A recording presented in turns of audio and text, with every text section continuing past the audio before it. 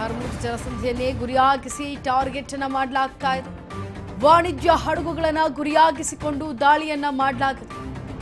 ಹಾರ್ಮುಜ್ ಜಲಸಂಧಿ ಬಂದ್ ಆಗಿರೋ ಕಾರಣ ಇಂಧನ ಪೂರೈಕೆ ಆಗುವಂತಹ ಆತಂಕ ಕೂಡ ಇದೆ. ಜಗತ್ತಿನಾದ್ಯಂತ ಸೃಷ್ಟಿಯಾಗಲಿದೆ ಹಾಗಿದ್ರೆ ಕಚ್ಚಾ ತೈಲದ ಸಮಸ್ಯೆ. ಹಾರ್ಮುಜ್ ಜಲಸಂಧಿ ಬಂದ್ ಆಗಿದೆ, ಮತ್ತೆ ತೈಲ ಬೆಲೆಗೆ ಏರಿಕೆ ಏನಾದರೂ ಆಗುತ್ತಾ? ಬ್ಯಾರೆಲ್ಗೆ $200 ಆಗುತ್ತಾ ಕಚ್ಚಾ ತೈಲ ದರ ಅಂತ ಅಮೆರಿಕ, ಇಸ್ರೇಲ್ ಮತ್ತು ಇರಾನ್ ಭೀಕರ ಸಮರವನ್ನ ಸಾರ್ತಾ ಇದೆ. ಈ ಒಂದು ಸಮರದಲ್ಲಿ, ಈ ಒಂದು ಯುದ್ಧೋನ್ಮಾದದ ನಡುವೆ ಈಗ ಭಾರತ ಸೇರಿದಂತೆ ಹಲವು ದೇಶಗಳು ಸಲಿಕೆ ಹಾಕಿಕೊಂಡಿದೆ.